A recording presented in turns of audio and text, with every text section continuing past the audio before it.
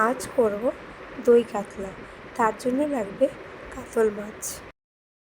মাছগুলো ভালো করে ধুয়ে নিয়েছি। এবার আমি বড় চামচের হাফ চামচ লবণ দিয়ে নিলাম হলুদ। এবার একটু লাল লঙ্কার গুঁড়ো দিয়ে ভালো করে মাছগুলো মাখিয়ে নেব। মশলার জন্য নিয়েছি লাল লঙ্কার গুঁড়ো, জিরে, ধনে, রসুন, আদা। কড়াইয়ে তেল দিয়ে দিয়েছি। মাছগুলো ভাজা হয়ে গেছে। এবার আমি একটু লাল করেই দেব।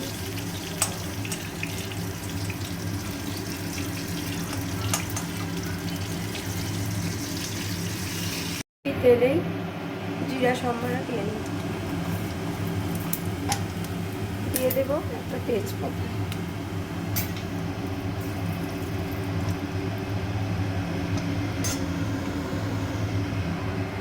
এবার দিয়ে দেবো কুচনো পেঁয়াজ।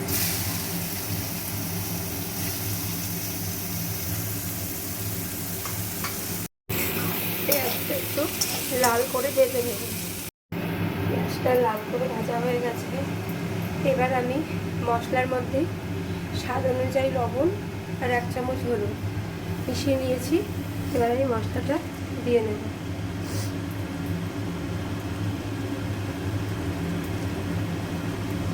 আর মশলা ধোয়া জল একটু দিয়ে নেব। এবার মশলাটা ভালো করে কষিয়ে নিতে হবে।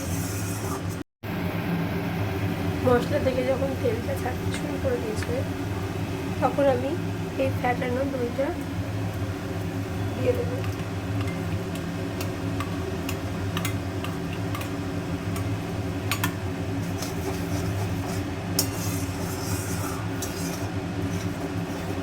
এখন একটু দিয়ে নেব গরম মশলা।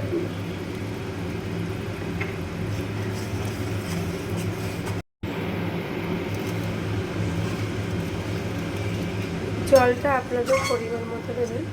আমি একটু কমই জল দিয়েছি। ঝোলটা খুব ভালোভাবে ফুটে গেছে। এবার আমি এক এক করে মাছগুলো দিয়ে নেব।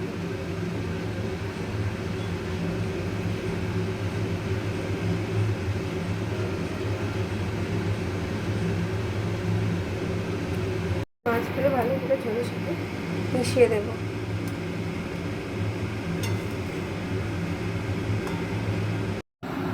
দেখো মাছের দই কাতলা রেডি।